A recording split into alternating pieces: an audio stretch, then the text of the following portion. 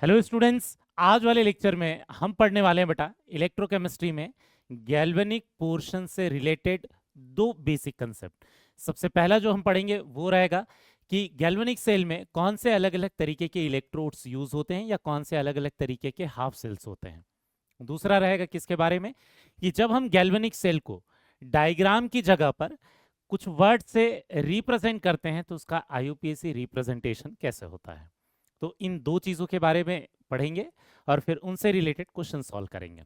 तो इससे पहले वाले लेक्चर्स में हमने क्या पढ़ा हुआ था बेटा, हमने स्टार्ट किया था इलेक्ट्रोकेमिस्ट्री का कौन सा गैल्वेनिक सेल वाला पोर्शन, जिसमें हमने पढ़ा था गैल्वेनिक सेल का बेसिक वर्किंग कैसे होता है, और दूसरी चीज पढ़ी थी कि उसके अंदर जो सॉल्ट ब्रिज होता है वो सॉल्ट ब्रिज कैसे बनता है और उसका मेन फंक्शन क्या होता है।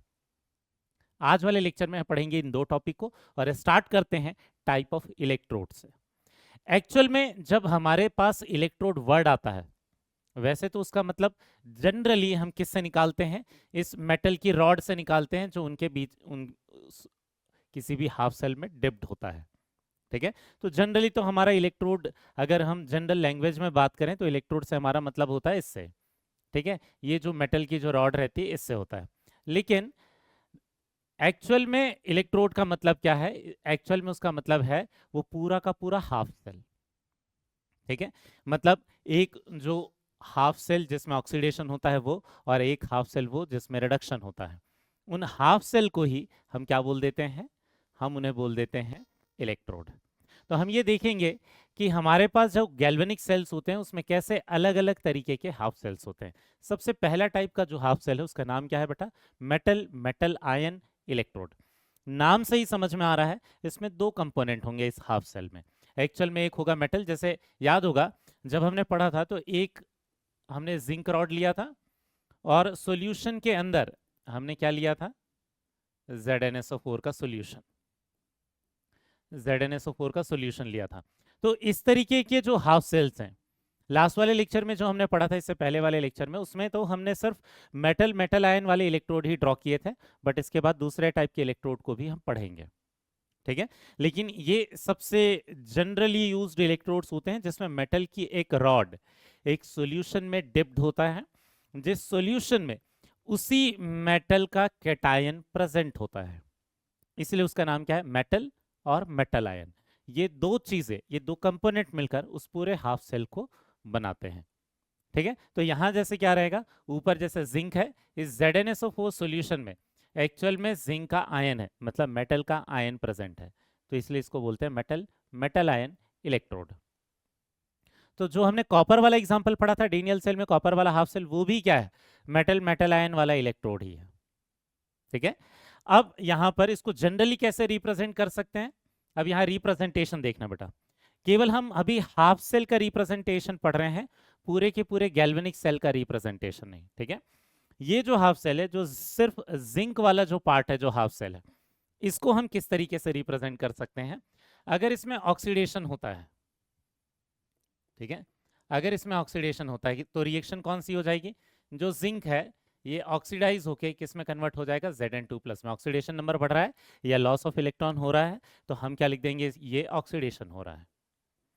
तो इस ऑक्सीडेशन वाली चीज को हम कैसे रिप्रेजेंट करते हैं, ध्यान देना, जो रिएक्टेंट है उसे पहले लिख देते हैं, फिर एक वर्टिकल लाइन ड्रॉ करते हैं, फिर हम किसको लिख देते हैं, प्रोडक्ट को लिख देते हैं। ये वर्टिकल लाइन को कुछ जगहों पर स्लैश भी लिखा हुआ मिल सकता है, कुछ जगहों पर ऐसा लिखा हुआ मिल सकता है।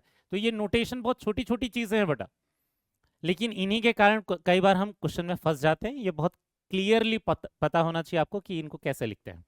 ठीक है, ये भी सही है, ये भी तरीका सही है, यूजुअली ये वाला जो तरीका है इसे प्रेफर करते हैं। और इसमें ये जो वर्टिकल लाइन है ये तब यूज होती है जब दोनों का फेस अलग हो।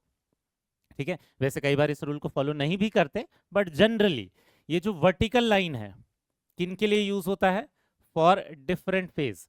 अगर इसके आसपास वाली का जो फेस है, आसपास इसके आसपास जो भी चीजें प्रेजेंट है, अगर वो अलग अलग फेज में प्रेजेंट है, अलग अलग फेज कहने का मतलब एक सॉलिड हो गया, एक लिक्विड हो गया, एक लिक्विड हो गया, एक गैस हो गया, या फिर एक एक्वियस हो गया, एक गैस हो गया, जब अलग अलग फेज में वो प्रेजेंट होते हैं तो हम डिफरेंट फेज को रिप्रेजेंट करने के लिए यहां पर क्या कर देते हैं, एक वर्टिकल लाइन से इसको सेपरेट कर देते हैं। ठीक है, और अगर मान लेते हैं सेम ही फेज रहा, दोनों ही एक्वियस फेज में हुए, तो फिर कॉमा कर देते हैं। तो कई बार अगर दोनों सॉलिड होते, क्योंकि Zn2+ तो यहाँ सॉल्यूशन के अंदर डिसॉल्व हो जाता है, अगर दोनों ही सॉलिड होते तो हम फिर क्या करते, यहाँ पर इस तरीके से रिप्रेजेंट कर देते, उन दोनों के बीच में कॉमा लगा देते अगर फेज सेम होता तो। समझ में आ गया? वैसे अगर इस हाफ सेल में रिडक्शन होता है तो रिडक्शन में कौन सी प्रोसेस हो जाएगी बेटा? रिडक्शन में प्रोसेस हो जाएगी इसका रिडक्शन का। कहने का मतलब एक ही हाफ सेल दोनों तरीके की रिएक्शन में पार्टिसिपेट कर सकता है, डिपेंड करता है किसके साथ रिएक्ट कर रहा।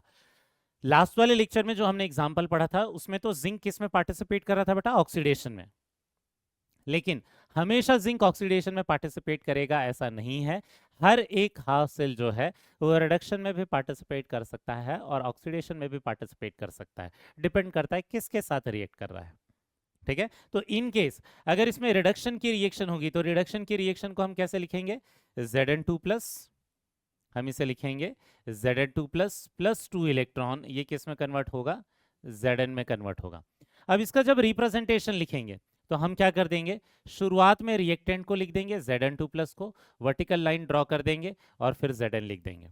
तो यहाँ दोनों का फेज अलग है इसलिए वर्टिकल लाइन ड्रॉ कर रहे हैं, क्योंकि Zn2+ एक्वियस फेज में है, ये एक्वियस फेज में है, जबकि ये क्या है? सॉलिड फेज में है। तो दोनों के अलग अलग फेज को दिखाने के लिए, सेपरेट करने के लिए हम क्या कर देते हैं, उसमें वर्टिकल लाइन ड्रॉ कर देते हैं। रिप्रेजेंटेशन कैसे करते हैं समझ में आया बेटा? तो एक्चुअल में एक रिप्रेजेंटेशन ये भी हो सकता है, एक रिप्रेजेंटेशन ये भी हो सकता है, और बहुत सारे क्वेश्चन में आगे जाकर जब हम वैल्यूज कैलकुलेट करना सीखेंगे तो ये पहले क्या दिया है और बाद में क्या दिया है ये भी मैटर रखता है बेटा, क्योंकि इसको देखकर आप बता सकते हो कि किस में ऑक्सीडेशन हो रहा है और किस में रिडक्शन हो रहा है। समझ में आया? क्योंकि हमारे पास जहां पर भी हम गैल्वेनिक सेल्स पढ़ेंगे, हमने पहले भी बोला था कि वो सारे गैल्वेनिक सेल क्या करते हैं, वो रेडॉक्स रिएक्शन को यूज करते हैं। तो अगर रेडॉक्स रिएक्शन को यूज करेंगे तो उसमें या तो ऑक्सीडेशन होगा या तो रिडक्शन होगा। तो सीक्वेंस को देखकर भी हम बता सकते हैं कि उसमें ऑक्सीडेशन हो रहा है या रिडक्शन हो रहा है। समझ में आ गया? जैसे यहां देखना, अगर हमारे पास क्या है, ये वाला रिप्रेजेंटेशन दे रखा है तो हम समझ जाएंगे कि Zn Zn2+ में कन्वर्ट हो रहा है, मतलब उसमें ऑक्सीडेशन है। अगर हमारे पास ये वाला रिप्रेजेंटेशन लिखा हुआ है तो ये Zn2+ Zn में कन्वर्ट हो रहा है, मतलब यहाँ पर क्या है? रिडक्शन है। क्लियर हो गया? तो इस तरीके से मेटल मेटल इलेक्ट्रोड को जनरली ऐसे भी लिख देते हैं हम, क्या चीज? Mn+, ये ऑक्सीडेशन रिप्रेजेंट कर रहा है, क्योंकि M इलेक्ट्रॉन का लॉस कर रहा है, पॉजिटिव चार्ज बढ़ रहा है उसमें, मतलब ऑक्सीडेशन हो रहा है। या फिर Mn+M, इस तरीके से रिप्रेजेंटेशन लिखते हैं हम किसका? मेटल मेटल आयन इलेक्ट्रोड का, जहां M क्या रिप्रेजेंट कर रहा है? कोई भी मेटल रिप्रेजेंट कर रहा है। क्लियर हो गया बेटा? ये हो गया पहले टाइप का हाफ सेल। अब ऐसा नहीं है कि हाफ सेल हमेशा एनोड ही होंगे या कैथोड ही होंगे। हर जो हाफ सेल पढ़ रहे हैं हम, 4 तरीके के हम हाफ सेल्स पढ़ेंगे इसमें अभी, उसमें वो कई बार कैथोड की तरह भी काम कर सकता है और कई बार एनोड की तरह भी काम कर सकता है। पूरे सेल को कैसे रिप्रेजेंट करेंगे ये हम बाद में सीखेंगे, इसी लेक्चर में सीखेंगे, लेकिन पहले हाफ सेल को डिटेल में पढ़ लेते हैं बेटा। तो यहां देखते हैं नेक्स्ट क्या है हमारा, दूसरा टाइप का जो इलेक्ट्रोड है ये है गैस इलेक्ट्रोड। नाम से ही समझ में आ रहा है, गैस इलेक्ट्रोड में जो रिएक्टेंट या प्रोडक्ट रहेगा उनमें से कोई एक चीज क्या रहेगी? गैस रहेगी। अब किसी को ये लग सकता है कि हम गैस क्यों यूज कर रहे हैं, गैस को यूज कैसे कर सकते हैं? यही हमें पढ़ना है कि गैस को हम किसी इलेक्ट्रिसिटी को प्रोड्यूस करने के लिए कैसे रिएक्शन में यूज कर सकते हैं, कैसे हाफ सेल बना के एज अ एनोड या फिर एज अ कैथोड कैसे काम में ला सकते हैं। और इसमें जो एग्जाम्पल पढ़ेंगे वो हाइड्रोजन इलेक्ट्रोड का पहले पढ़ेंगे, क्योंकि हमारे सिलेबस में वो बहुत बार उसका यूज आने वाला है। बहुत इंपॉर्टेंट इलेक्ट्रोड होता है हाइड्रोजन से बनने वाला जो हाफ सेल होता है। ठीक है? तो यहाँ देखना, ये थोड़ा सुंदर डायग्राम है, पहले मैं उसका बेसिक कंसेप्ट एक्सप्लेन कर देता हूँ फिर उसको डिटेल में समझेंगे। यहाँ देखना, अगर मैं गैस को यूज करना चाहता हूँ किसी रिएक्शन में, किसी भी गैस को रिएक्शन में यूज करना चाहता हूं तो मैं मेटल मेटल आयन की तरह यूज नहीं कर पाऊंगा। क्यों बेटा? क्योंकि आपको क्या दिखेगा, मेटल तो सॉलिड स्टेट में था तो हम मेटल की रॉड ले सकते थे, रॉड बना सकते थे। अगर हम गैस को यूज करना चाहते हैं, मान लेते हैं हाइड्रोजन गैस, तो हाइड्रोजन गैस से रॉड थोड़ी ना बन जाएगी, वो तो गैस के फॉर्म में है। तो हम क्या करते हैं, गैस को ट्रैप करने के लिए कुछ ऐसा ट्यूब लाइक स्ट्रक्चर ले लेते हैं। ठीक है? ताकि इस ट्यूब लाइक स्ट्रक्चर के अंदर हम क्या करें, गैस को ट्रैप करके रख लें, वरना ये गैस उड़ जाएगी, क्योंकि वो सॉलिड स्टेट में तो है नहीं, रॉड के फॉर्म में। ठीक है। तो गैस उड़ ना जाए इसलिए हम एक ऐसा सिलेंड्रिकल स्ट्रक्चर ले लेते हैं, ट्यूब लाइक स्ट्रक्चर ले लेते हैं और उसमें प्रेशर के साथ किसी गैस को भर देते हैं। जैसे आपको क्या दिखेगा, इसके आउटर स्ट्रक्चर को देखना बेटा, इस वाले स्ट्रक्चर को देखना। ये वाला जो स्ट्रक्चर है अगर आप ध्यान से देखोगे तो ये क्या है, यहाँ पर इस स्ट्रक्चर में क्या करेंगे, हम हाइड्रोजन गैस को अंदर डाल देंगे।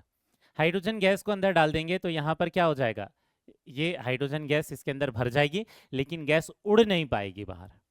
तो ये जो सॉल्यूशन है, इस सॉल्यूशन में ऐसा एक सिलेंड्रिकल स्ट्रक्चर को डिप कर देंगे और उस सिलेंड्रिकल स्ट्रक्चर के अंदर जो है हम किसको भर देंगे, गैस को भर देंगे। ठीक है। बट दूसरी चीज हमने क्या बोला था, जैसे मेटल मेटल आयन इलेक्ट्रोड पढ़ रहे थे तो यहाँ एक पार्ट तो मेटल था और दूसरा पार्ट आयन था। कुछ वैसे ही गैस इलेक्ट्रोड में क्या होगा बेटा, एक होगा गैस और एक होगा गैस का आयन। ठीक है। तो गैस इलेक्ट्रोड में क्या होता है, ये तो जैसे H2 गैस हमने भर दिया लेकिन सॉल्यूशन में भी उसी चीज का आयन भी प्रेजेंट होना चाहिए। ठीक है। तो सॉल्यूशन में हम क्या ले रहे हैं, H+। ये H+ कहीं से भी आ सकता है, ये H+ आ सकता है, मे बी HCl से आया होगा या मे बी H2SO4 से आया होगा या मे बी HNO3 से आया होगा। ये किसी भी एसिड को यूज करके हम इसमें H+ ला सकते हैं। ठीक है। तो ऐसा कोई भी कंपाउंड जो कि H+ जिसमें से आ जाए उसको एज अ सॉल्यूशन यहाँ पर ले लेंगे। समझ में आ गया। ये तो क्लियर हो गया होगा कि ये सिलेंड्रिकल स्ट्रक्चर क्या करेगा, इस हाइड्रोजन को ट्रैप करके रखेगा। इसके बाद ये सॉल्यूशन जो रहेगा, ठीक है, इसमें जो सॉल्यूशन रहेगा उस सॉल्यूशन में उसी गैस का आयन भर देंगे। जैसे उसी गैस का आयन कौन सा हो जाएगा, H+। अगर हमने यहाँ कोई और गैस ली हुई होती तो उसी गैस का आयन भी लेना जरूरी है। जैसे अगर हमने गैस Cl2 लिया होता तो इसके अंदर फिर Cl- होना जरूरी था। समझ में आ गया। तो जो गैस लेंगे उसी गैस का आयन जो है इसके अंदर प्रेजेंट होना चाहिए। समझ में आया बेटा। ठीक है। इसके बाद ध्यान देना, यहाँ एक प्रॉब्लम और भी है। क्या है, ये जो गैस है ये सॉल्यूशन के अंदर कैसे जाएगा इतनी आसानी से। ठीक है। थोड़ा बहुत तो चला जाएगा लेकिन हम चाहते हैं कि ज्यादा अंदर जाए, उस सॉल्यूशन के अंदर जाए। जैसे आपको क्या दिखेगा, ये जो रॉड था तो इस रॉड को तो जितने अंदर तक हम जाना चाहे उतना डिप कर सकते हैं अंदर, उसमें कोई दिक्कत नहीं है। तो ये सॉल्यूशन से इजीली ये कांटेक्ट में रहेगा। हम चाहते हैं कि वो रिएक्ट जो कर रहा हो वो क्या रहे, कांटेक्ट में रहे सॉल्यूशन के अंदर आसानी से। लेकिन ज्यादातर गैस तो क्या रहेगी, इस सरफेस के ऊपर ही रहेगी। समझ में आ रहा है ना, क्योंकि हमें पता है कि हाइड्रोजन गैस तो बहुत ज्यादा डिसॉल्व नहीं होता। तो हम उस हाइड्रोजन गैस को एडजॉर्ब कराने के लिए ये एक प्रोसेस होती है जो क्या होता है, सरफेस पर जो चीजें अटैच होती है, सरफेस पर जो चीजें अटैच होती है उसे हम क्या बोलते हैं, एडजॉर्प्शन। एब्जॉर्ब नहीं है बेटा। एब्जॉर्ब में क्या होता है, किसी चीज के अंदर तक वो चीज चली जाती है, तो अंदर तक ना जाने की जगह पर सरफेस पर ही अगर रहे तो उसे क्या बोलते हैं, एडजॉर्ब। ठीक है। तो एब्जॉर्ब नहीं है। ठीक है। तो हाइड्रोजन गैस को या किसी भी गैस को एडजॉर्ब कराने के लिए हम क्या करते हैं, यहाँ प्लेटिनम ब्लैक इलेक्ट्रोड यहाँ लिखा हुआ दिख रहा होगा, प्लेटिनम ब्लैक की कोटिंग कर देते हैं। प्लैटिनम ब्लैक की कोटिंग कहने का मतलब क्या है, प्लैटिनम को एकदम पाउडर्ड फॉर्म में, एकदम फाइनली डिवाइडेड बोलते हैं उसे। ठीक है। तो फाइनली डिवाइडेड उसका जो फॉर्म होता है उसको यहाँ ले लेते हैं। समझ में आ रहा है क्या। तो यहाँ पर वैसे मैं ये व्हाइट कलर से दिखा रहा हूँ, ये एक्चुअल में क्या है, प्लैटिनम ब्लैक की इसमें कोटिंग कर देते हैं। एक मेटल की शीट ले लेते हैं और उस मेटल की शीट में प्लैटिनम ब्लैक की कोटिंग कर देते हैं। ठीक है। ये प्लैटिनम ब्लैक करता है क्या है, इसका एड्सॉर्प्शन पावर बहुत ज्यादा होता है। ये बहुत सारे हाइड्रोजन गैस को क्या कर सकता है, एड्सॉर्ब कर सकता है। ठीक है। ये कुछ वैसा ही है जैसे हम हाइड्रोकार्बन वाले चैप्टर में पढ़ते हैं finely divided nickel platinum palladium. तो finely divided nickel platinum palladium करते क्या है, वो पाउडर फॉर्म में होने के कारण उनमें सरफेस एरिया ज्यादा होता है, और सरफेस एरिया ज्यादा होता है तो ज्यादा गैसेस को वो एड्सॉर्ब करते हैं। ठीक है। तो ये बहुत सारे हाइड्रोजन गैस को एड्सॉर्ब कर ले, इसलिए हम इस प्लैटिनम ब्लैक की कोटिंग कर रहे हैं। तो ये एक्चुअल में प्लैटिनम ब्लैक होता क्या है, ये फाइनली डिवाइडेड प्लैटिनम होता है, या ये बोल सकते हैं कि पाउडर्ड फॉर्म होता है। फाइनली डिवाइडेड प्लैटिनम मतलब पाउडर्ड फॉर्म जैसा कुछ रहेगा, बहुत ज्यादा सरफेस एरिया रहेगा, और ये ब्लैक कलर जैसा दिखाई देता है इसलिए उसको प्लैटिनम ब्लैक बोलते हैं। नॉर्मल जो आप प्लैटिनम की वायर देखोगे वो थोड़ी ग्रे कलर की दिखाई देती है। समझ में आ गया। ये इस पूरे अरेंजमेंट का तीसरा पार्ट हो गया। ठीक। पहला था एक गैस, अंदर था उस गैस के आयन का सॉल्यूशन। ठीक है।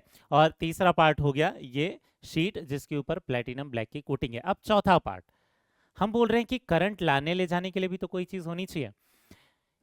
इस वाले इलेक्ट्रोड में करंट लाने ले जाने में कोई प्रॉब्लम नहीं थी। क्यों नहीं थी? क्योंकि यहाँ पर मेटल की रॉड ही उस करंट को अंदर लाने का काम कर रहा है। लेकिन यहाँ पर तो गैस है, गैस कैसे उस करंट को अंदर लेकर आ सकता है जो किसी और इलेक्ट्रोड से जो करंट आ रहा होगा उसको अंदर कैसे ला सकता है? तो फिर हमें यहाँ कोई ना कोई एक मेटल की वायर लेनी पड़ती है। ठीक है, तो यहाँ पर हम क्या करते हैं, यहाँ पर एक मेटल की वायर ले लेते हैं। और ये जो मेटल की जो वायर होती है वो यूजुअली इनर्ट मेटल होते हैं। ये क्या होते हैं? इनर्ट मेटल की वायर होती है, मतलब प्लेटिनम या गोल्ड, इनके जैसे। ज्यादातर टाइम तो हमें प्लेटिनम ही एग्जांपल में दिया हुआ रहता है, लेकिन प्लेटिनम या गोल्ड ऐसा कोई भी मेटल वायर जो कि उस रिएक्शन में पार्टिसिपेट ना करे, क्योंकि हम तो ये चाहते हैं कि ये जो गैस इलेक्ट्रोड है उसमें वो गैस रिएक्शन में पार्टिसिपेट करे, मेटल रिएक्शन में पार्टिसिपेट नहीं करना चाहिए। तो हम ऐसा मेटल लेंगे जो कि इनर्ट रहेगा, जो कि उस रिएक्शन में पार्टिसिपेट नहीं करेगा। तो प्लैटिनम या गोल्ड ऐसे मेटल हैं जो कि इजीली रिएक्शन में पार्टिसिपेट नहीं करते, लेकिन वो करंट को लाने ले जाने का काम कर सकते हैं। ठीक है, क्योंकि उनकी कंडक्टिविटी ज्यादा होती है मेटल होने के कारण, उसमें से इलेक्ट्रॉन इजीली फ्लो हो सकते हैं या करंट इजीली उसमें से ट्रांसफर हो सकता है। तो यहाँ पर जो प्लेटिनम वायर का काम होता है किसी भी गैस इलेक्ट्रोड में, उसका काम रिएक्शन में पार्टिसिपेट करना नहीं होता। उसका काम क्या होता है बेटा? उसका काम होता है करंट को लाने ले जाने का काम। समझ में आ गया? तो ये जो पूरा का पूरा हमारा गैस इलेक्ट्रोड रहेगा, ये पूरे गैस इलेक्ट्रोड में हमने क्या पढ़ लिया बेटा? 4 चीजें पढ़ ली। पहला, गैस को प्रेशराइज करके, जरूरी नहीं हाइड्रोजन गैस हो, कोई भी गैस को प्रेशराइज करके इसमें सिलिंड्रिकल स्ट्रक्चर के अंदर ट्रैप करके रख लेंगे। उसी गैस का आयन, जैसे H2 गैस का आयन H+ इस सॉल्यूशन के अंदर होना चाहिए। ठीक है, इसके बाद इसमें क्या रहेगा? एक प्लेटिनम वायर रहेगा, जो प्लेटिनम वायर एक शीट से कनेक्टेड होगा। मेटल की जो वायर है वो करंट को लाने ले जाने का काम करेगी। वो जो शीट है उसमें फाइनली डिवाइडेड जो मेटल्स रहेंगे उसकी कोटिंग कर देंगे, तो बहुत सारे गैस को एब्जॉर्ब करके रिएक्शन आसानी से करा देगा, क्योंकि ये क्या रहेगा? ये सॉल्यूशन के अंदर रहेगा। समझ में आ गया? इस तरीके से अरेंजमेंट होता है गैस इलेक्ट्रोड का। इस गैस इलेक्ट्रोड को अब हम क्या बोल सकते हैं? हाइड्रोजन इलेक्ट्रोड, क्योंकि हाइड्रोजन गैस से बना है। इसका रिप्रेजेंटेशन कैसे करेंगे? ध्यान देना, जब जैसे इसमें ऑक्सीडेशन हो रहा है, तो ऑक्सीडेशन वाली प्रोसेस में जो H2 गैस है वो किस में कन्वर्ट हो जाएगा? H+ में कन्वर्ट हो जाएगा। हम रिएक्शन को अभी बैलेंस नहीं कर रहे हैं बेटा, ठीक है, बैलेंसिंग करने की जरूरत नहीं है रिप्रेजेंटेशन पढ़ने के लिए। ये H2 H+ में कन्वर्ट हो रहा है, तो पहले मैं क्या लिख दूंगा? H2, फिर मैं क्या लिख दूंगा? H+, लेकिन वर्टिकल लाइन ड्रॉ करूंगा। क्यों ड्रॉ करूंगा बेटा? क्योंकि H2 गैसेस स्टेट में है, जबकि H+ क्या है? ये एक्वस स्टेट में, तो दोनों को सेपरेट करने के लिए वर्टिकल लाइन लिखेंगे। ठीक है, लेकिन हर एक गैस इलेक्ट्रोड में क्या होता है? वो प्लेटिनम भी प्रेजेंट होता है। ठीक है, कोई ना कोई एक इनर्ट मेटल प्रेजेंट होता है, तो उस इनर्ट मेटल को भी लिखते हैं। ये तो गैसेस स्टेट में प्रेजेंट है, तो इसको भी साथ में शो कर दिया, लेकिन वर्टिकल लाइन के बाद शो किया, क्योंकि तीनों का फेज अलग अलग है। ठीक है, बट प्लेटिनम रिएक्शन में पार्टिसिपेट नहीं करेगा। हाँ, इस इलेक्ट्रोड को बनाने के लिए, इस हाफ सेल को बनाने के लिए वो इंपॉर्टेंट है, उसके बिना काम नहीं चलेगा। ठीक है, ऑक्सीडेशन में तो ये हो गया। अगर रिएक्शन रिडक्शन की होती है, अगर रिएक्शन रिडक्शन की होती है तो क्या हो जाएगा? यही रिएक्शन रिवर्स हो जाएगी। ये H+ जो है, एक्चुअल में अगर पूरा बैलेंस करके लिखें तो ऐसी रिएक्शन हो जाएगी। 2H+ + 2 इलेक्ट्रॉन, ये किस में कन्वर्ट हो जाएगा? H2 में। तो हम इसका रिडक्शन का रिप्रेजेंटेशन कैसे लिख देंगे? H+ रिएक्टेंट था, H2 प्रोडक्ट था, और ये क्या हो गया? प्लेटिनम। समझ में आ गया बेटा? इस तरीके से आपको क्या दिखेगा कि यूजुअली जो रिप्रेजेंटेशन होते हैं ऑक्सीडेशन और रिडक्शन में, वो जस्ट रिवर्स हो जाते हैं। ठीक है, कई बार उसको गलत भी दे देते हैं वो क्वेश्चन में, कंफ्यूज करने के लिए, ट्रिकी बनाने के लिए क्वेश्चन को, बट ये जनरली सही रिप्रेजेंटेशन हम ऐसा करते हैं कि पहले रिएक्टेंट को लिखते हैं और फिर प्रोडक्ट को लिखते हैं। क्लियर हो गया बेटा? अब इसमें गैस इलेक्ट्रोड में हाइड्रोजन इलेक्ट्रोड से रिलेटेड एक बहुत इंपॉर्टेंट इलेक्ट्रोड है जिसे हम क्या बोलते हैं? Standard hydrogen electrode. तो हाइड्रोजन इलेक्ट्रोड अलग टर्म है, स्टैंडर्ड हाइड्रोजन इलेक्ट्रोड अलग टर्म है, दोनों में डिफरेंस है बेटा। ठीक है, जब यहाँ स्टैंडर्ड लिखा हुआ मिलेगा, इसको शॉर्ट में SHE करके भी लिखते हैं, तो इसका मतलब क्या है? इसमें कुछ कंडीशन फिक्स्ड है, इसमें कुछ स्टैंडर्ड कंडीशन रहेगी जो अप्लाई होगी, तभी जाकर उस हाइड्रोजन इलेक्ट्रोड को स्टैंडर्ड हाइड्रोजन इलेक्ट्रोड बोल सकते हैं। ठीक है, कंडीशन क्या है? ठीक है, कंडीशन ये है कि इसमें प्रेशर जो है ये क्या होना चाहिए? 1 बार या 1 atm। ज्यादा अप्रोप्रिएट तो 1 बार प्रेशर है, हाइड्रोजन गैस का जो प्रेशर होना चाहिए वो 1 बार प्रेशर होना चाहिए, लेकिन कुछ जगहों पर 1 एटीएम भी लिखा हुआ हो सकता है, तो उसको अज्यूम कर सकते हो कि वो स्टैंडर्ड कंडीशन है, क्योंकि 1 बार और 1 एटीएम के प्रेशर में ज्यादा डिफरेंस नहीं होता। लेकिन अगर दोनों चीजें ऑप्शन में दी रहेगी तो आईयूपीएसी के हिसाब से स्टैंडर्ड प्रेशर क्या है बेटा, 1 बार है। ठीक है, तो स्टैंडर्ड हाइड्रोजन इलेक्ट्रोड कब बोलेंगे कि जो नॉर्मल जो हाइड्रोजन इलेक्ट्रोड है, नॉर्मल जो हाइड्रोजन इलेक्ट्रोड है, ठीक है, उसमें क्या रहेगा, उसमें ये जो हाइड्रोजन रहेगा उसका प्रेशर कितना रहेगा, 1 बार। उसमें प्रेशर कितना हो जाएगा बेटा, 1 बार।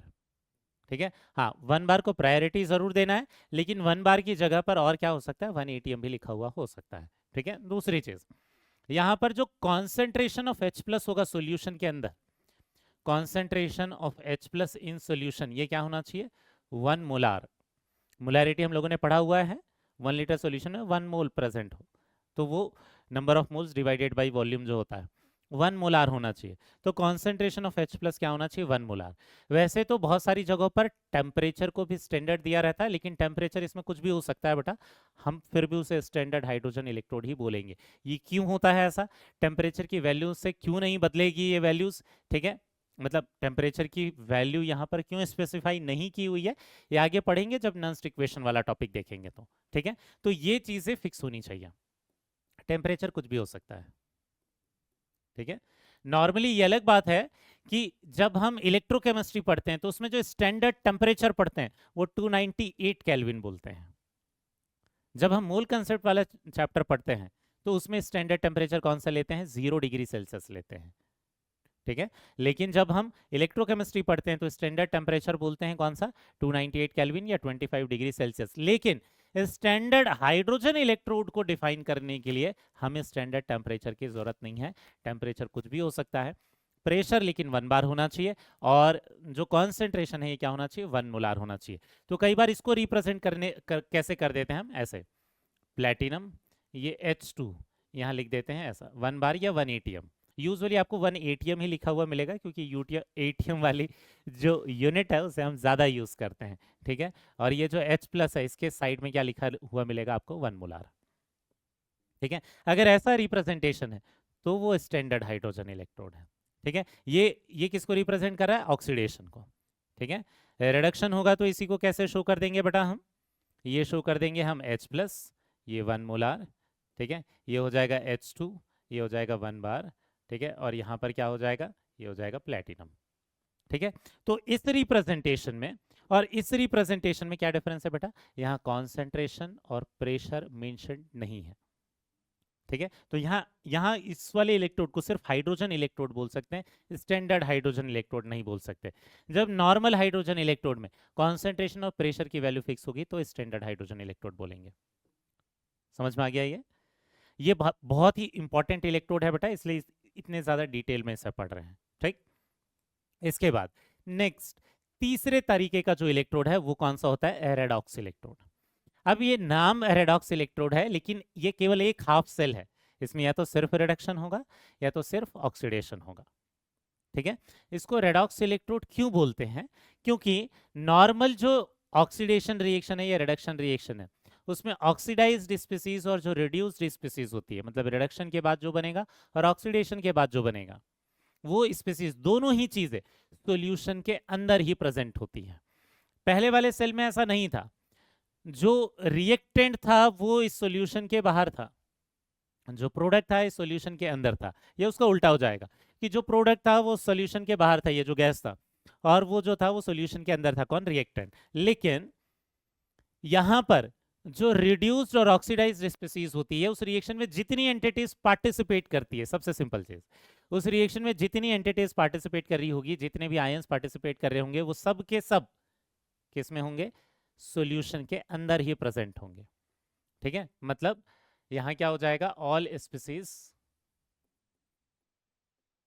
मतलब ऑल स्पीसीज किसको बोल रहे हैं हम, reduced and oxidised, reduced and oxidised species.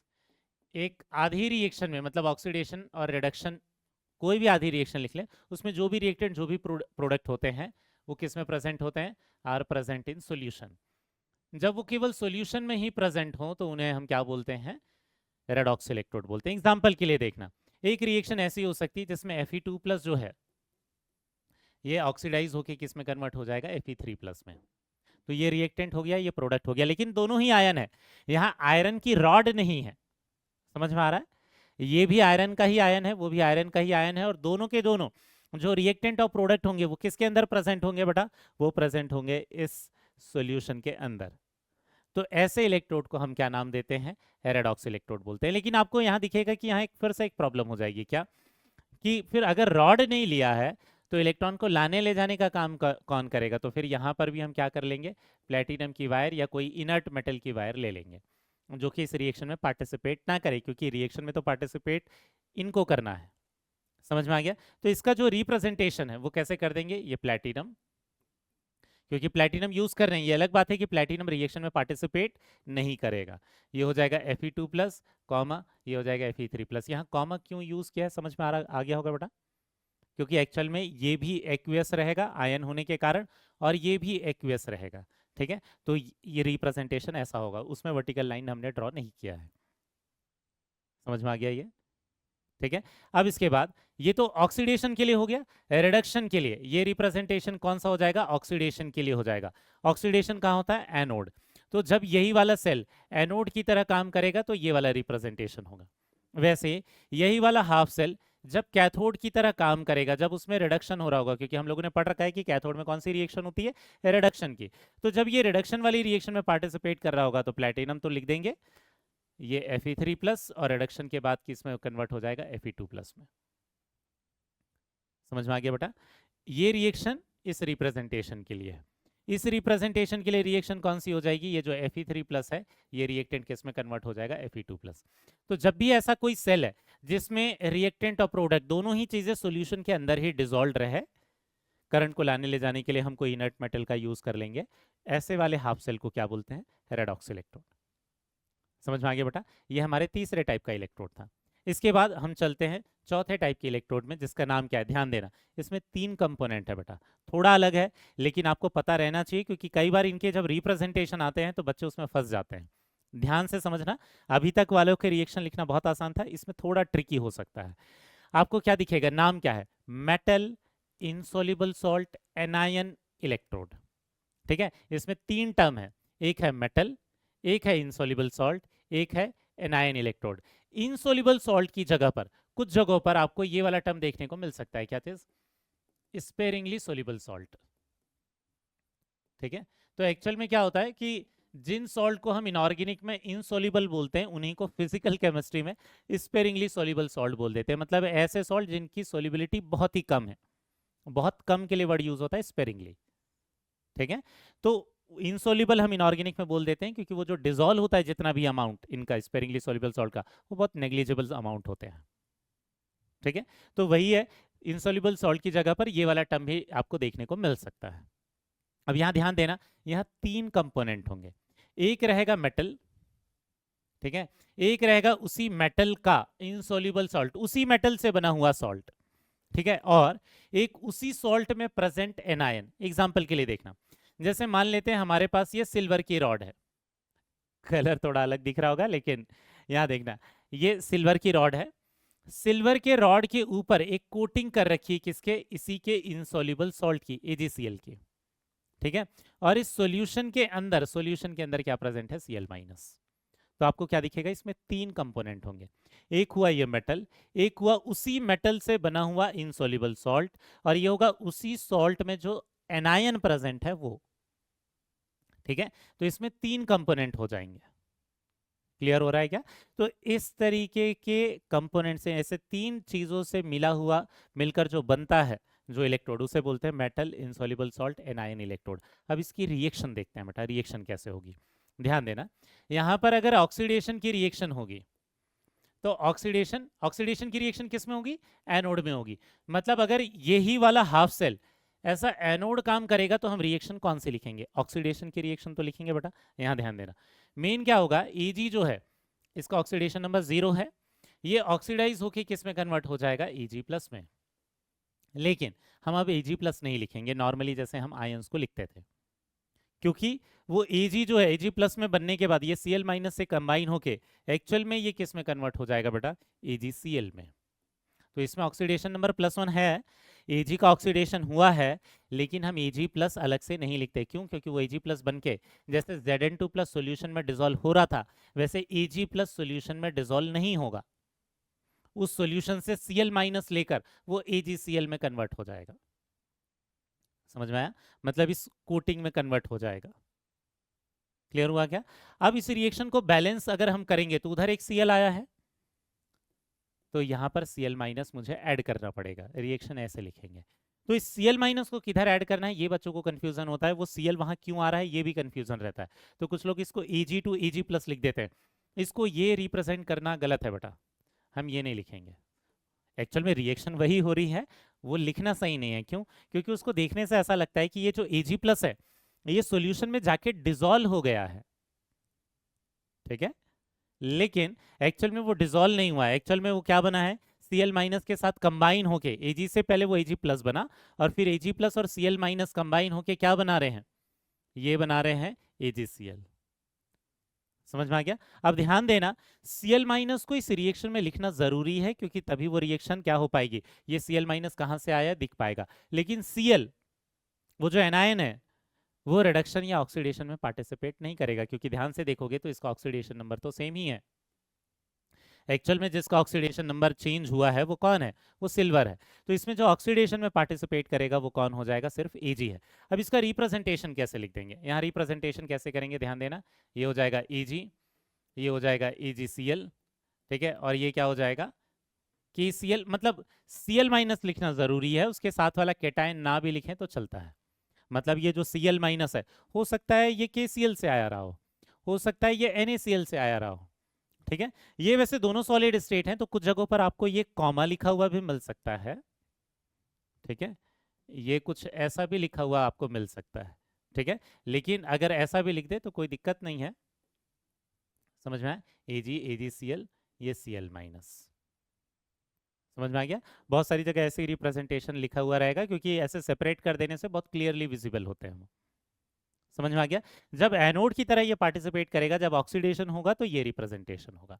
वैसे ही अगर इसमें रिडक्शन की रिएक्शन होगी, अगर ये ऐसा कैथोड बिहेव करेगा, तो उस रिएक्शन को हम क्या करेंगे, रिवर्स करके लिख देंगे। तो ये हो जाएगा Cl माइनस, ये हो जाएगा क्या, AgCl, और फिर ये क्या हो जाएगा, Ag।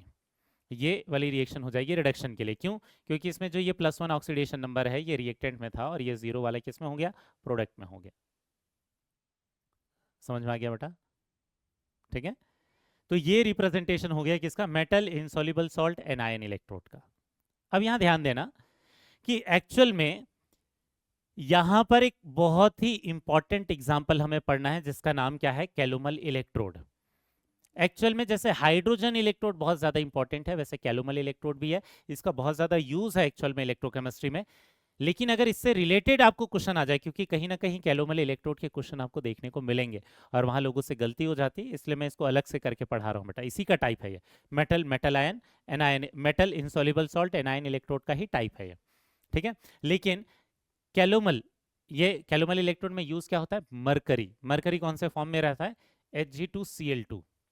मेटल कौन सा है, मरकरी। इनसॉल्युबल सॉल्ट कौन सा है, Hg2Cl2। और एनायन कौन सा है, Cl माइनस। इसमें भी 3 कंपोनेंट होंगे।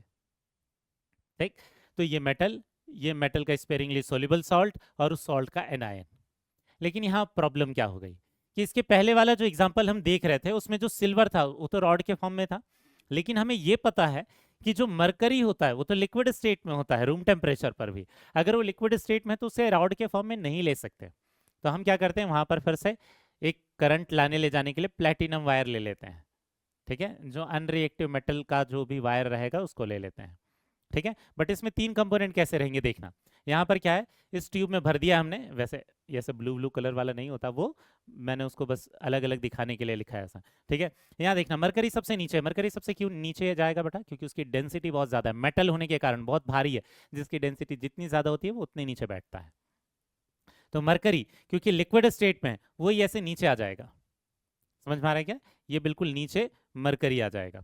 उस मरकरी के ऊपर ये Hg2Cl2 का पेस्ट रहेगा मरकरी के साथ ही। यहाँ पर क्या रहेगा, Hg2Cl2 का पेस्ट रहेगा और उसके ऊपर भी KCl का सॉल्यूशन होगा यहाँ पर, ये व्हाइट कलर से जो दिख रहा है।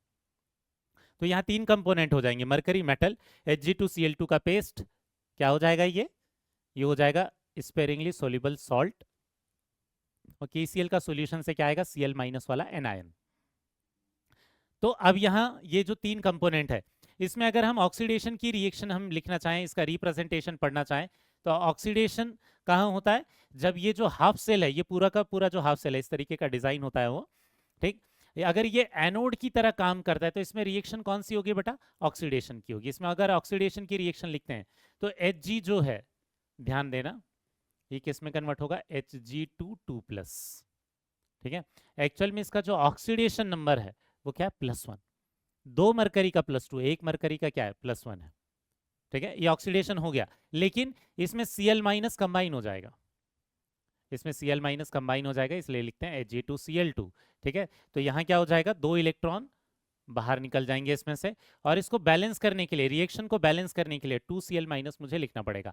अगेन रिएक्शन वैसे ही है जैसे हमने सिल्वर वाले इलेक्ट्रोड के लिए पढ़ा था, ठीक है। उस Cl माइनस में कोई ऑक्सीडेशन या रिडक्शन नहीं हो रहा है, मेन तो मरकरी ही है, लेकिन वो Cl माइनस को लिखना पड़ेगा क्योंकि वो रिएक्शन में पार्टिसिपेट कर रहा है, ठीक है। अब इसका जब रिप्रेजेंटेशन लिखेंगे तो कैसे लिख देंगे बेटा, यहाँ पर क्या हो जाएगा, प्लेटिनम, क्योंकि प्लेटिनम इसका पार्ट है, सिल्वर वाले इलेक्ट्रोड में तो नहीं था क्योंकि सिल्वर ही वहां पर मेटल रॉड की तरह काम कर सकता था। प्लेटिनम, ये हो जाएगा Hg, ये क्या हो जाएगा, Hg2Cl2, ठीक है।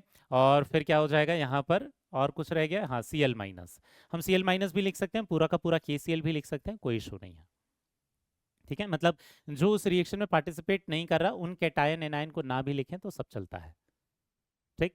इसके बाद ये तो ऑक्सीडेशन एनोड के लिए रिप्रेजेंटेशन हो गया। यहीं पर जब ये कैथोड की तरह एक्ट करेगा तो क्या कर देंगे हम इसे इसी को रिवर्स कर सकते हैं, ये हो जाएगा Cl माइनस, ये हो जाएगा Hg2Cl2, ठीक है। ये कन्वर्ट हो जाएगा, ये तो +1 ऑक्सीडेशन नंबर है, ये रिडक्शन के बाद Hg में कन्वर्ट हो जाएगा, और फिर यहाँ प्लेटिनम ऐसे लिख देंगे।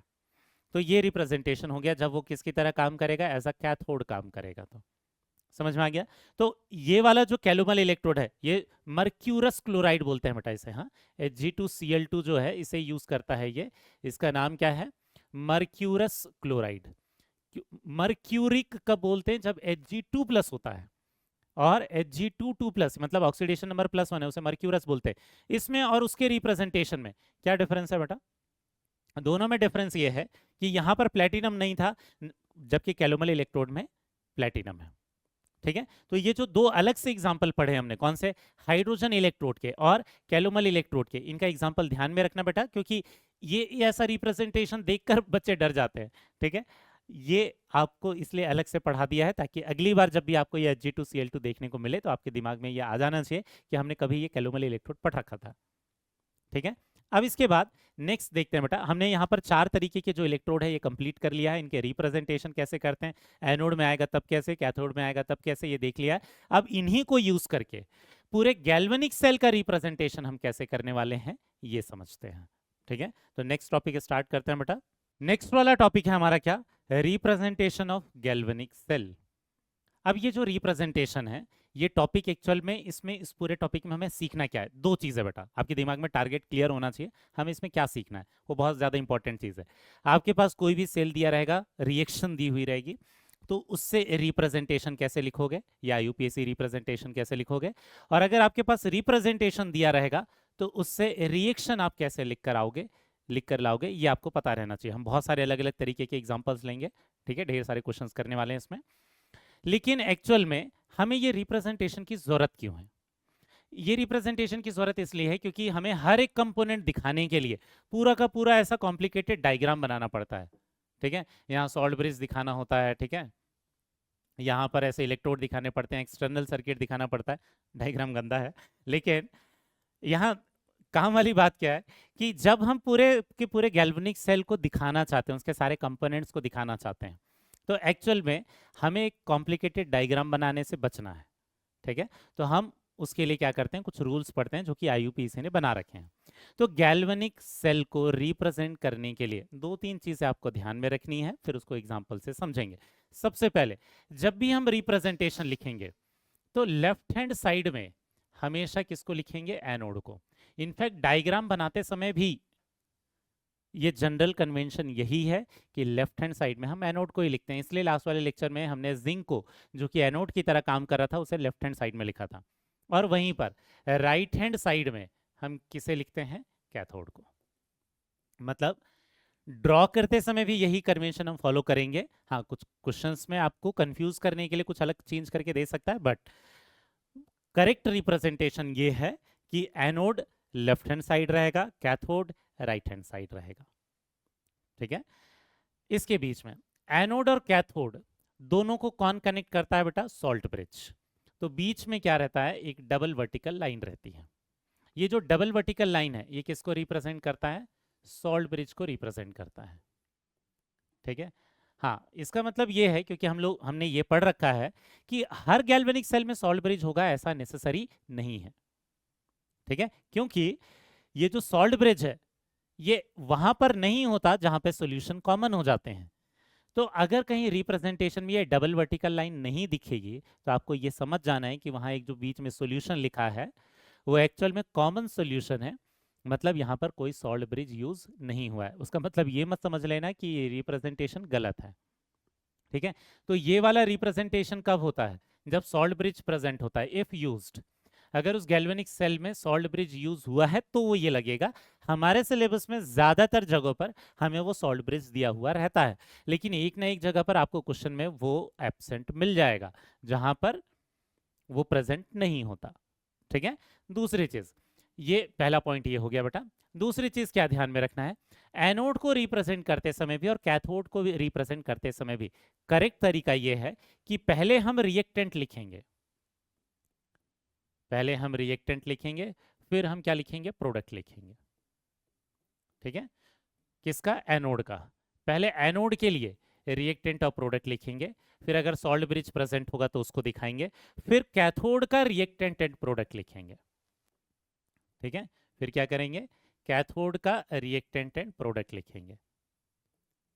समझ में आ गया बेटा? मतलब वो जो हाफ सेल का रिप्रेजेंटेशन इसके पहले जो हम पढ़ रहे थे वही काम में आएगा। एक हाफ सेल का रिप्रेजेंटेशन इधर, फिर सॉल्ट ब्रिज, फिर एक कैथोड वाले हाफ सेल का रिप्रेजेंटेशन इधर। समझ में आ गया? तीसरी चीज क्या ध्यान देना है?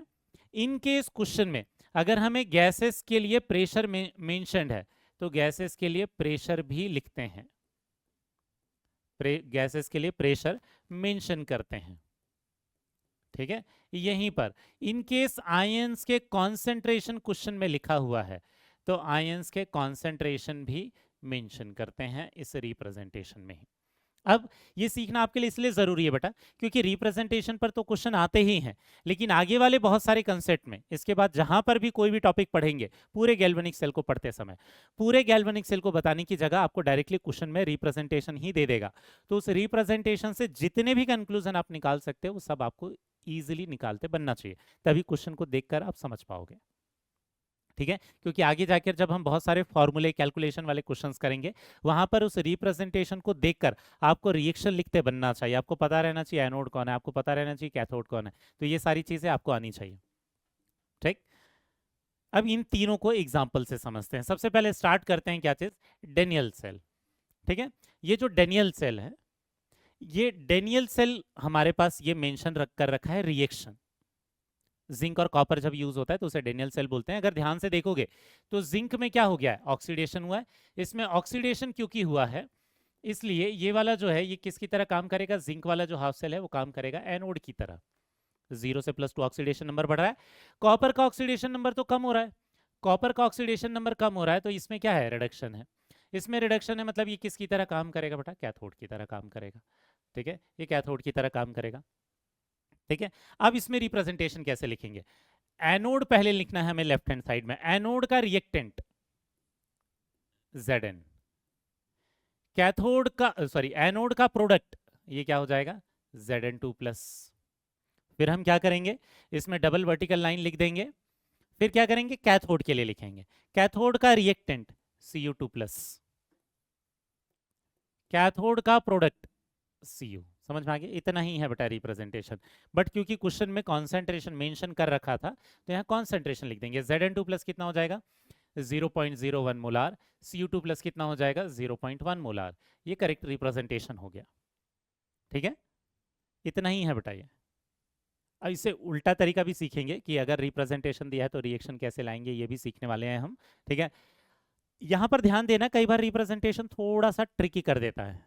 क्या करेगा ये, Zn2 प्लस, यहां देखना थोड़ा सा डिफरेंट इसको कुछ जगहों पर लिखा रहता है, लेकिन आपको ये रेयरली देखने को मिलेगा। यहां लिख देगा KCl, फिर से 2 बार वर्टिकल लाइन लिख देगा ये। अब ये 2 बार वर्टिकल लाइन का मतलब क्या है, उसका मतलब ये है, ये डबल वर्टिकल लाइन किसको रिप्रेजेंट करता है, सॉल्ट ब्रिज को। तो इसके बीच में जो भी फॉर्मूला लिखा होगा एक्चुअल में वो किसका है, वो सॉल्ट है, सॉल्ट ब्रिज के अंदर वाला। समझ में आ गया, जो कि रिएक्शन में पार्टिसिपेट नहीं करेगा, वो केवल न्यूट्रलाइज करने के लिए यूज हो रहा है। तो एक्चुअल में अगर डबल वर्टिकल लाइन के बीच में इस तरीके से अगर कोई मॉलिक्यूल का फॉर्मूला लिखा हुआ है आपके पास, किसी कंपाउंड का फॉर्मूला लिखा है, तो एक्चुअल में ये क्या है, ये है सॉल्ट ऑफ सॉल्ट ब्रिज। ठीक है, ऐसा कोई एग्जांपल एक्चुअल में एनसीईआरटी ने तो नहीं दिया है बेटा, लेकिन कुछ जगहों पर आपको ये ऐसा एग्जांपल मिल सकता है। अगर 2 वर्टिकल लाइन मिल रही है आपको, तो आपको समझ जाना है उसके बीच में जो भी कंपाउंड होगा वो एक्चुअल में क्या है, सॉल्ट ब्रिज के अंदर का सॉल्ट है। ठीक है, नेक्स्ट वाले एग्जाम्पल पर चलते हैं। नेक्स्ट वाले एग्जाम्पल में क्या खुद से ट्राई करोगे क्या बेटा, पता कर लो किसमें ऑक्सीडेशन हो रहा है। Mg में क्या हो रहा है, ऑक्सीडेशन हो रहा है। ये Mg में 0 से +2 ऑक्सीडेशन नंबर बढ़ रहा है, ऑक्सीडेशन हो रहा है, मतलब ये किसकी तरह काम करेगा, एनोड की तरह। एल्यूमिनियम में क्या हो रहा है, +3 से 0 ऑक्सीडेशन नंबर जा रहा है, ऑक्सीडेशन नंबर कम हो रहा है, मतलब ये क्या हो गया, रिडक्शन हो रहा है, तो ये कैथोड की तरह काम करेगा। तो पहले रिप्रेजेंटेशन हम किसका लिखेंगे, एनोड का लिखेंगे। एनोड का रिएक्टेंट ये हो गया Mg, एनोड का प्रोडक्ट Mg2+, इसका कॉन्सेंट्रेशन कितना है 0.3 मोलार। फिर यहाँ पर डबल वर्टिकल लाइन ड्रॉ करेंगे। ठीक है, इसके बाद हाँ क्वेश्चन में लिखा नहीं है सॉल्ट ब्रिज, तो आपको ड्रॉ करना है खुद से। अगर वो रिप्रेजेंटेशन दे रखेगा जिसमें सॉल्ट ब्रिज नहीं है, तो फिर आप मानोगे कि सॉल्ट ब्रिज नहीं है, अदरवाइज रिप्रेजेंटेशन करने के लिए इसको यूज करना है। ठीक है, फिर देखना ये जो कैथोड है, कैथोड का रिएक्टेंट हो जाएगा Al3+, कॉन्सेंट्रेशन है 0.2 मोलार। ठीक है, और यहाँ पर ये हो जाएगा Al, वो हो गया कैथोड का प्रोडक्ट। समझ में आ गया बेटा, इतना ही सिंपल है। ठीक, हाँ इसमें रिएक्शन को बैलेंस करने की यहाँ पर जरूरत नहीं है अभी। ठीक है, ये जो रिप्रेजेंटेशन है, आईयूपीएसी रिप्रेजेंटेशन जो है गैल्वेनिक सेल का, इसके लिए हमें जरूरत नहीं है। अब नेक्स्ट वाले एग्जांपल पर आते हैं बेटा। यहाँ देखना, यहाँ पर मैंने थोड़ा डिफरेंट लिया, हाइड्रोजन इलेक्ट्रोड लिया है। हाइड्रोजन इलेक्ट्रोड कौन होगा, जिसमें गैस पार्टिसिपेट कर रहा है, हाइड्रोजन गैस पार्टिसिपेट कर रहा है। ध्यान क्या रखना है, जब भी गैस इलेक्ट्रोड आएंगे, ये गैस इलेक्ट्रोड वाला एग्जाम्पल है, ये गैस इलेक्ट्रोड है, उसमें हाफ सेल, जहां जहां हाफ सेल में गैस आएगा वहां वहां प्लेटिनम या कोई इनर्ट मेटल आएगा रिप्रेजेंटेशन में। रिएक्शन में नहीं दिखेगा लेकिन रिप्रेजेंटेशन में आएगा। तो यहां देखना H2 में क्या हो रहा है, 0 से +1 जा रहा है, मतलब ऑक्सीडेशन हो रहा है, मतलब ये किसकी तरह काम कर रहा है बेटा, ये काम कर रहा है एनोड की तरह, क्योंकि इसमें क्या हो रहा है, ऑक्सीडेशन हो रहा है।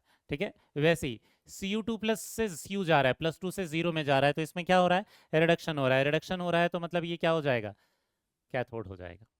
एक बार आपको एनोड और कैथोड समझ में आ गया तो रिप्रेजेंटेशन बना लोगे। क्या कर दोगे, एनोड में पहले लिख दोगे H2, यहाँ पर क्योंकि प्रेशर मेंशन है गैस का तो प्रेशर फिर लिखना पड़ेगा। फिर क्या हो जाएगा, इसका प्रोडक्ट H+ का कॉन्सेंट्रेशन मेंशन है तो ये लिख दोगे। ये हो गया एनोड का रिएक्टेंट, एनोड का प्रोडक्ट। यहाँ हो गया डबल वर्टिकल लाइन, लेकिन क्योंकि ये गैस इलेक्ट्रोड है तो हम लोगों ने इसका हाफ सेल का रिप्रेजेंटेशन जब पढ़ा था तो हम लोगों ने ये बोला था कि उसमें प्लेटिनम आएगा रिप्रेजेंटेशन में, रिएक्शन में नहीं आएगा बेटा कभी भी। ठीक है, क्योंकि वो इनर्ट है, वो रिएक्शन में पार्टिसिपेट नहीं करेंगे।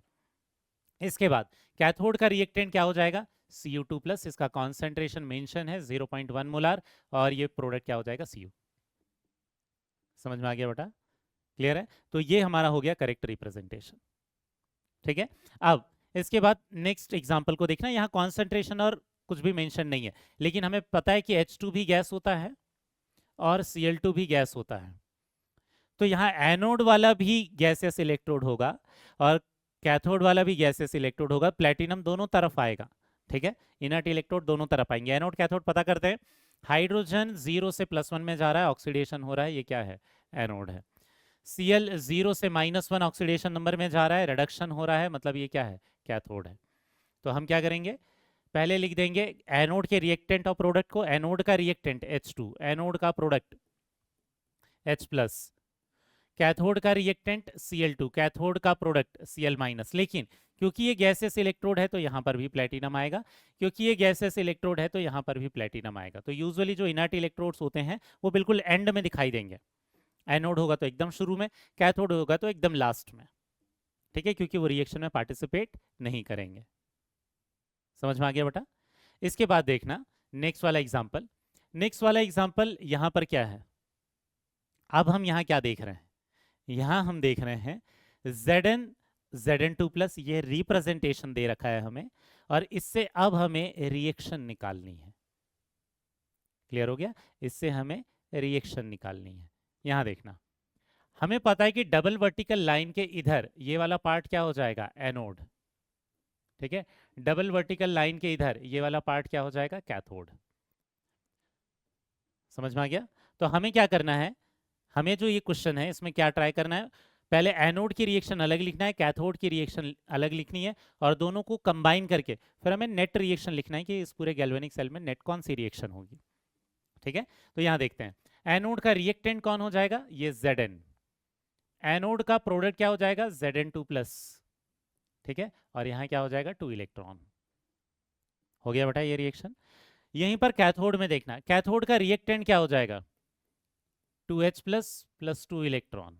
बैलेंस करने के लिए मैंने H के सामने 2 लगा दिया, क्योंकि इधर क्या बनेगा, H2। हो गया, प्लेटिनम रिएक्शन में आएगा नहीं। और आपको क्या दिख रहा है, दोनों जगह इलेक्ट्रॉन क्या है, सेम। हम लोगों ने रेडॉक्स रिएक्शन में पढ़ रखा है कि जब रिएक्शन बैलेंस्ड होगी तो एक्चुअल में इलेक्ट्रॉन एक दूसरे को कैंसल आउट करेंगे, फाइनल रिएक्शन में कभी इलेक्ट्रॉन नहीं होगा, क्योंकि हमें यह पता है कि जितना ऑक्सीडेशन होगा उतना ही रिडक्शन होगा, या जितना रिडक्शन होगा उतना ऑक्सीडेशन होगा। दोनों जब भी कभी रिएक्शन होगी तो ऑक्सीडेशन और रिडक्शन में नंबर ऑफ इलेक्ट्रॉन सेम ही रहते हैं। तो इलेक्ट्रॉन जब हम इन दोनों को ऐड करेंगे तो यहाँ क्या हो जाएगा, इलेक्ट्रॉन एक दूसरे को कैंसल आउट कर देंगे। समझ में आएगा? जब दोनों को ऐड करेंगे तो रिएक्टेंट को एक साइड लिख लेते हैं, ये रिएक्शन कौन सी हो जाएगी, Zn plus 2H plus, product क्या हो जाएगा, Zn2 प्लस H2। ये हो गई हमारी फाइनल नेट रिएक्शन। तो ये नेट रिएक्शन भी आपको लिखते हुए आनी चाहिए बेटा, क्योंकि आगे जाकर बहुत सारे टॉपिक में हमें क्वेश्चन में ही वो रिप्रेजेंटेशन देकर रखेगा। ठीक है, अगर क्वेश्चन में ही रिप्रेजेंटेशन देकर रखेगा तो आपको रिएक्शन लिखते बननी चाहिए, क्योंकि जब तक आपको रिएक्शन लिखते नहीं आएगा, आगे आने वाले टॉपिक में आप इक्विलिब्रियम कांस्टेंट वाले टॉपिक में, या फिर गिब्स फ्री एनर्जी वाले टॉपिक में, या नॉन इक्वेशन वाले टॉपिक में क्वेश्चन सॉल्व नहीं कर पाओगे। ठीक है, तो ये बहुत इंपॉर्टेंट चीज है, बहुत सिंपल है। और ठीक है, एक चीज ध्यान क्या रखना है, कई बार क्वेश्चन को डिफिकल्ट बनाने के लिए कुछ रेफरेंस बुक में आपको क्वेश्चन क्या मिलेगा कि ये रिएक्टेंट को पहले ना लिखकर प्रोडक्ट को पहले लिख देंगे, रिएक्टेंट को बाद में। लेकिन आप देखकर समझ जाओगे कि ऑक्सीडेशन के बाद कौन सा प्रोडक्ट होना चाहिए। मान लेते हैं कई बार कंफ्यूज करने के लिए आपको Zn2 प्लस पहले लिख दिया, तो आपको पता है Zn2 प्लस है Zn, क्योंकि उधर वाला पार्ट क्या है, एनोड है, तो उसमें तो ऑक्सीडेशन होना चाहिए। तो अगर ऑक्सीडेशन होना चाहिए तो Zn से Zn2 प्लस जाने पर ही ऑक्सीडेशन होगा। समझ में आ गया? तो नेक्स्ट वाला एग्जाम्पल देखते हैं बेटा। मेरे हिसाब से अगर आपको ये समझ में आ गया है तो नेक्स्ट वाला एग्जाम्पल आप खुद से चेक कर सकते हो। डबल वर्टिकल लाइन के इधर लेफ्ट हैंड साइड में जो भी रहेगा वो एक्चुअल में क्या है, एनोड है। डबल वर्टिकल लाइन के राइट हैंड साइड में जो भी रहेगा वो क्या है, कैथोड है। तो आप रिएक्शन खुद से लिख सकते हो। फिर यहाँ पर एनोड में क्या हो जाएगा, रिएक्टेंट जो होगा ये क्या हो जाएगा, H2 से ये किस में कन्वर्ट हो जाएगा, H प्लस में कन्वर्ट हो जाएगा ऑक्सीडेशन के बाद, और ये 2 इलेक्ट्रॉन बाहर आ जाएंगे। वहीं पर वो जो कैथोड है उसमें क्या हो जाएगा, रिडक्शन हो जाएगा। Br2 जो है ये क्या करेगा, 2 इलेक्ट्रॉन गेन कर लेगा, और 2 इलेक्ट्रॉन गेन करके किस में कन्वर्ट हो जाएगा, Br माइनस में। समझ में आ गया? दोनों रिएक्शन में 2-2 इलेक्ट्रॉन है, मतलब रिएक्शन हमें कोई कोफिशिएंट मल्टीप्लाई करने की जरूरत नहीं इलेक्ट्रॉन को सेम बनाने के लिए, जैसे हम रेडॉक्स रिएक्शन को ऐड करते थे। ठीक, अभी कुछ भी जरूरत नहीं है, डायरेक्टली ऐड कर सकते हैं। ये क्या हो जाएगा, H2 प्लस Br2, प्रोडक्ट क्या हो जाएगा, ये 2H प्लस, और ये क्या हो जाएगा 2Br माइनस। समझ में आ गया? ये फाइनल रिएक्शन हो गई। इसके बाद नेक्स्ट वाला एग्जांपल देखते हैं बेटा। नेक्स्ट वाला एग्जांपल थोड़ा सा अलग है। ठीक है, थोड़ा सा अलग कैसे है, ध्यान देना। यहां पर एक्चुअल में क्या लिया है, स्पेयरिंगली सोल्यूबल सॉल्ट एनायन वाला इलेक्ट्रोड लिया है हमने। अगर आप ध्यान से देखोगे तो ये क्या हो गया, डबल वर्टिकल लाइन के इधर ये तो एनोड हो गया, डबल वर्टिकल लाइन के इधर वाला पार्ट क्या हो गया, कैथोड हो गया। कैथोड वाली चीज तो सिंपल है, यहां जो चीज है वो कौन सा है, ये एक्चुअल में क्या है, स्पेयरिंगली सॉल्युबल सॉल्ट वाला इलेक्ट्रोड है। अब यहाँ ध्यान देना, जो आयंस रिएक्शन में पार्टिसिपेट नहीं करते उनको रिएक्शन में शो करने की जरूरत नहीं है। आप चाहो तो शो कर सकते हो, लेकिन उनको जरूरत नहीं है। ठीक है, जैसे यहाँ पर K प्लस कभी इस रिएक्शन में पार्टिसिपेट नहीं करेगा, इसको नहीं लिखेंगे तो चलेगा। ये जो NO3 माइनस है इस रिएक्शन में कभी नहीं लिखेंगे तो चलेगा, क्योंकि NO3 माइनस सोल्यूशन में ही रहता है, अलग हो जाता है वो Ag प्लस से। AgCl जैसे प्रेसिपिटेट बनता है, या Cl माइनस उसके साथ Ag प्लस के साथ चिपका होता है, वैसे NO3 माइनस नहीं होता। ठीक है, यहाँ पर ये जो रिएक्शन देखेंगे, यहाँ क्या हो जाएगा, एनोड में क्या होगा, ऑक्सीडेशन, मतलब Ag जो है वो Ag प्लस में कन्वर्ट होगा, लेकिन हम I माइनस के साथ कंबाइन करके उसे क्या लिख देंगे, AgI। तो यहाँ से एक इलेक्ट्रॉन बाहर आ गया, और एक्चुअल में यहाँ पर क्या लिख देंगे, I माइनस। समझ में आया, यहाँ क्या लिख देंगे, I माइनस।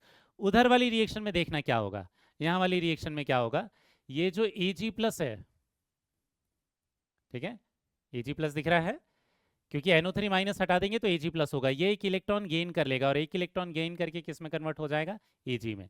दोनों रिएक्शन में एक एक ही इलेक्ट्रॉन है, कोई कोफिशिएंट को मल्टीप्लाई करने की जरूरत नहीं इलेक्ट्रॉन को सेम बनाने के लिए, क्योंकि इलेक्ट्रॉन को सेम बनाना पड़ेगा बेटा जब भी आप फाइनल रिएक्शन लिखोगे। ठीक है, अब यहाँ पर देखते हैं रिएक्शन को, और देखते हैं यहाँ पर आप ध्यान से देखोगे तो Ag और Eg भी कैंसल आउट हो जाएंगे। अब यहाँ देखना रिएक्शन क्या हो जाएगी, एक तो हो गया Ag प्लस, एक हो गया I माइनस, और एक हो गया AgI। तो ये रिएक्शन इतनी इंपॉर्टेंट क्यों है, ये एग्जांपल क्यों लिया है, बहुत ही यूनिक एग्जांपल है।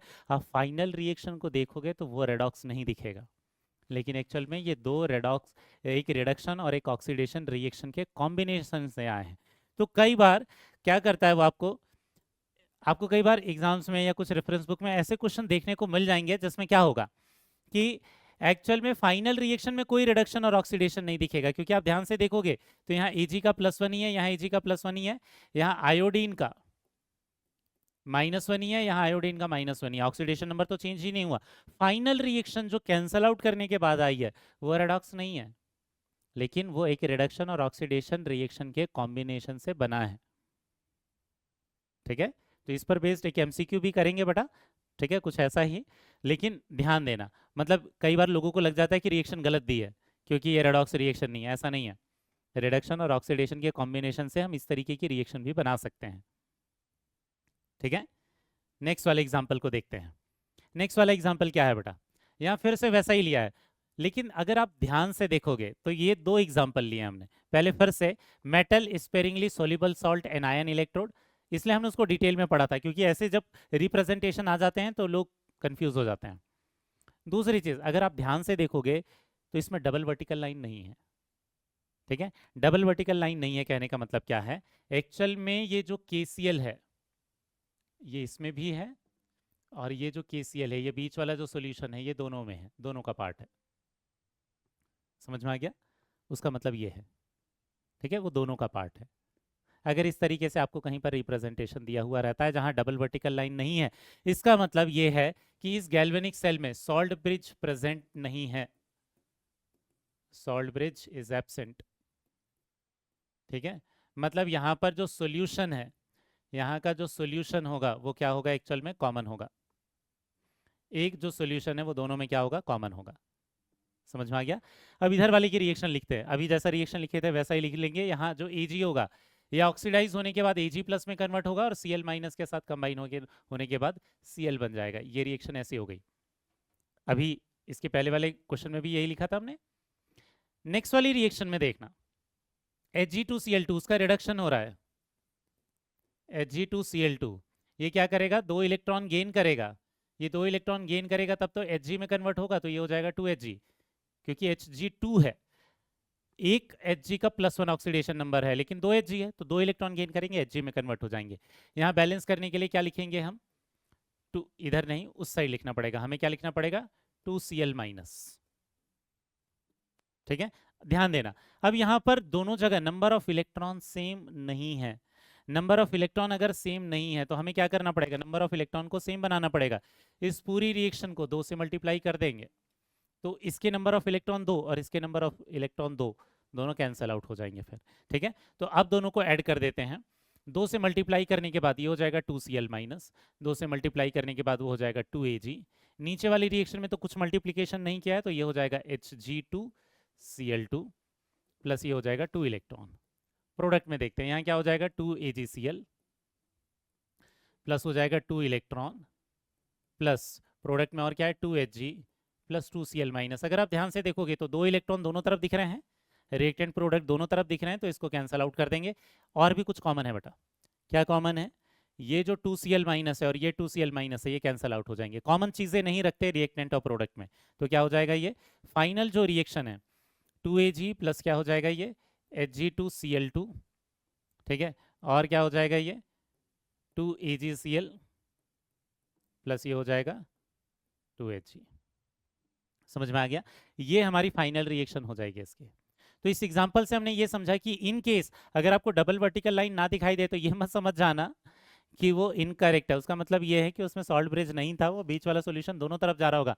मतलब इसका जो Cl माइनस है वो इसका भी इसमें भी पार्टिसिपेट कर रहा है, उसमें भी पार्टिसिपेट कर रहा है। K प्लस को लिखने की जरूरत नहीं है, दिख रहा है रिएक्शन में कहीं नहीं आया है K प्लस, क्योंकि वो सॉल्यूशन में ही बना रहेगा। ठीक है, अब इसके बाद नेक्स्ट वाला क्वेश्चन देखते हैं। यहाँ देखना, ये थोड़ा सा ट्रिकी क्वेश्चन है, कुछ ही जगह पर आपको ऐसे क्वेश्चन देखने को मिलेंगे। क्या है ये? शुरुआत वाला पार्ट तो एनोड है और बाद वाला पार्ट क्या है? कैथोड है। तो एक्चुअल में ये पूरी तरीके से सही रिप्रेजेंटेशन नहीं है, कई बार कंफ्यूज करने के लिए दे देते हैं। एक्चुअल में ये एनोड में क्या होगा? ऑक्सीडेशन होगा, तो रिएक्टेंट Zn होगा और प्रोडक्ट क्या होगा? Zn2 प्लस होगा। ठीक है, तो वो करेक्ट एक्चुअल में पूरी तरीके से वो करेक्ट रिप्रेजेंटेशन नहीं है, क्योंकि जिंक अगर एनोड है तो जिंक में क्या होना चाहिए? ऑक्सीडेशन। और वो अगर कैथोड है तो उसमें क्या होना चाहिए? रिडक्शन होना चाहिए। उसमें रिडक्शन होना चाहिए, तो ये ऐसे कन्वर्ट हो जाएगा। समझ में आया क्या? तो आपको ये समझ जाना है कि जो भी एनोड होगा उसमें ऑक्सीडेशन वाली ही रिएक्शन लिखनी है। ठीक है, नॉर्मली तो हमें रिएक्टेंट पहले लिखना चाहिए था उस रिप्रेजेंटेशन में, लेकिन अगर कहीं पर गलत दिख जाए तो आप करेक्ट कर लेना उसे। ठीक, इसके बाद दोनों जगह नंबर ऑफ इलेक्ट्रॉन सेम नहीं है, तो नीचे वाली रिएक्शन को 2 से मल्टीप्लाई करना पड़ेगा ताकि ऊपर वाले के बराबर 2 इलेक्ट्रॉन हो जाए। अब दोनों को ऐड करेंगे, रिएक्शन क्या हो जाएगी? ये हो जाएगा Zn प्लस ये हो जाएगा 2Ag प्लस, सारे रिएक्टेंट को पहले एक तरफ लिख लेते हैं 2 इलेक्ट्रॉन, और फिर सारे प्रोडक्ट को लिखते हैं। यहाँ हो जाएगा Zn2 प्लस प्लस हो जाएगा 2 इलेक्ट्रॉन, और ये क्या हो जाएगा 2Ag। इलेक्ट्रॉन और इलेक्ट्रॉन जो है ये तो कैंसिल आउट हो जाएंगे, यही हमारी फाइनल रिएक्शन हो जाएगी। क्लियर हुआ बेटा? तो हमने यहाँ पर 2 चीजें सीख ली है। ठीक है, कौन कौन सी चीजें सीख ली है? एक तो सीख लिया है कि अगर हमें गैल्वेनिक सेल का रिप्रेजेंटेशन करना होगा रिएक्शन से तो कैसे करेंगे, और अगर रिप्रेजेंटेशन दिया होगा तो उनसे रिएक्शन कैसे लिखेंगे। ठीक है, तो इसके बाद नेक्स्ट स्टार्ट करते हैं हम कुछ एमसीक्यूज। अभी जो आज के लेक्चर में 2 कंसेप्ट पढ़े हैं, क्या पढ़ा है हमने? टाइप ऑफ हाफ सेल्स या टाइप ऑफ इलेक्ट्रोड्स, और दूसरा पढ़ा है रिप्रेजेंटेशन ऑफ गैल्वेनिक सेल। पहला क्वेश्चन क्या है? In the electrochemical cell H2H plus Cu2 plus Cu, which one of the following statement is true? हमें पूछा है कि ऑक्सीडेशन किस में हो रहा है, कैथोड कौन है, एनोड कौन है। तो अगर ध्यान से देखोगे तो ये जो H2 है ये क्या हो जाएगा? एनोड हो जाएगा, क्योंकि ये डबल वर्टिकल लाइन के लेफ्ट साइड में है। और इधर वाली जो भी चीज़ है ये क्या हो जाएगा? राइट हैंड साइड वाली चीज़, ये क्या हो जाएगा? कैथोड। तो H2 is anode and copper is cathode. तो करेक्ट आंसर कौन सा हो जाएगा बेटा? फोर्थ वाला ऑप्शन। बाकी सारे स्टेटमेंट इनकरेक्ट है, क्योंकि अगर कॉपर कैथोड है तो कॉपर में ऑक्सीडेशन नहीं हो सकता। ठीक है, और H2 अगर एनोड है तो एनोड में रिडक्शन नहीं होगा, उसमें ऑक्सीडेशन होगा। ठीक है, नेक्स्ट वाले क्वेश्चन पर आते हैं। नेक्स्ट क्या है? Daniel cell can be represented in the following way. तो करेक्ट रिप्रेजेंटेशन क्या हो जाएगा? डेनियल सेल में Zn किस में कन्वर्ट होता है? Zn2 प्लस में। ये तो कौन होता है? एनोड।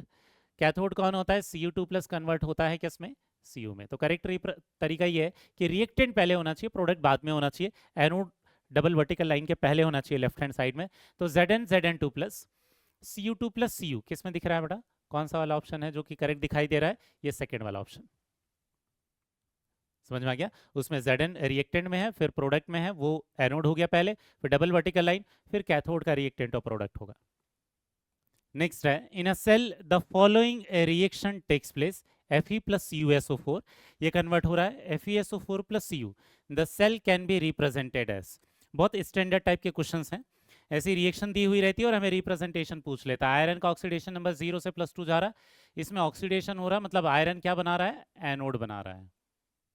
ठीक है, वैसे कॉपर के लिए अगर देखते हैं तो कॉपर का ऑक्सीडेशन नंबर +2 से कहाँ जा रहा, 0 में जा रहा, रिडक्शन हो रहा, मतलब ये क्या बना रहा है, कैथोड।